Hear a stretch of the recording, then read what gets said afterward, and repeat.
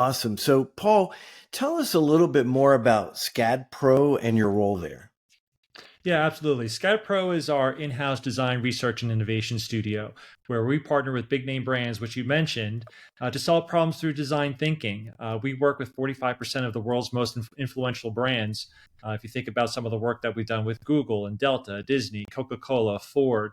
If you've ever been through a Chick-fil-A drive-thru, that was a SCADpro project that we did. And you know how good it is because using a framework of design thinking, the best thing or the worst thing about design thinking is that the word design is in the title. It's really all about solving problems through a human-centered design. And that was a project that we accomplished in terms of improving the outdoor dining experience, which creates value and impact in return. That's return for Chick-fil-A because you're going through the drive-through faster. That's return for the customer because you're getting your food faster. So we'd like to think of SCADpro as really our finishing school. It's a stepping stone into students' creative professions. At SCAD, we don't think of ourselves as an art school. We think of ourselves as a creative university, preparing students for their creative professions. The way SCADpro works is that we bring students together, about 15 to 20, to work with a professor, and they solve the problem that the company comes to us with, solving through design thinking. That could be digital, it could be physical, it could be Phygital. We do about 20 to 25 partnerships per quarter, and it's an amazing experience for the students because they really get this inside out internship where they're getting direct access to a brand partner. To date, we've had 8,000 students come through the program. We've done 700 partnerships to date. We've launched 70 products in the market. And our favorite, most important statistic is that we've hired almost 250 students directly into these companies. And that's exactly what we do in support of our mission, preparing students for their creative professions.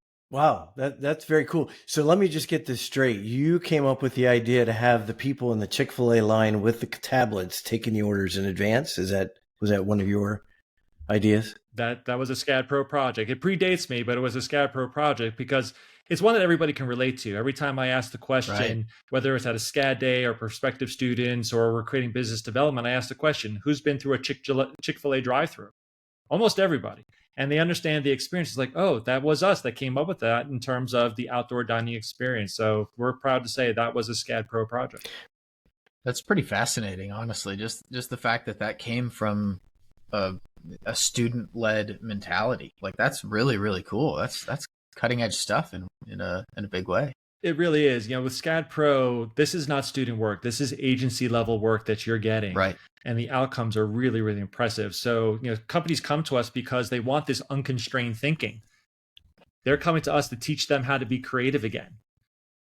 Every company's creative, but most companies forgot, right? So we go in there now and teach them how to be creative again through design thinking, having unconstrained thinking, Gen Z mindset, and really thinking through what could this possibly be. So this futuristic thinking as well.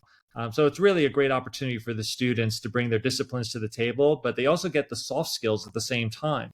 So you're bringing students together from 100 different majors and minors to collaborate, but they're also getting communication, teamwork, listening, leadership. These are all the things that they're going to need when they go into their real professions. They're going to have to be able to work together to execute and solve problems. And I mean, Chick-fil-A is such a good example of a frictionless experience. I mean, you see that line and you don't even care, right? It could be way out onto the street, and that's a true story near me. It could be way out onto the street, and you're not worried about it because you know it's going to be fast. That's exactly right. I think with that type of experience, Chick-fil-A has established trust. So when Right. you see a long line, it's like, okay, I can hang in there. It'll go through pretty quick. That means we've provided outcomes, we've provided proof, and we've provided trust to the customer as well, too, that you will get through it and it'll be accurate as well, too. And it's funny because going through other drive-throughs with my kids as well, whether you compare it to a Wendy's or McDonald's or whatever it is, it's painful. It's actually it's a painful experience because you're waiting and waiting. There's a Wendy's by us. It takes forever to go through the drive-through.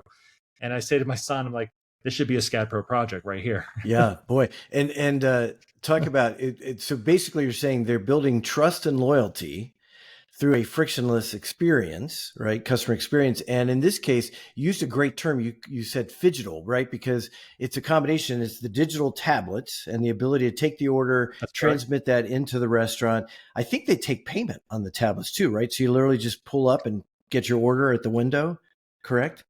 Yeah. That's exactly right. They take payment, and you can also get your rewards scanned. You can bring up the app, you can scan the app, you can redeem your rewards right there as well.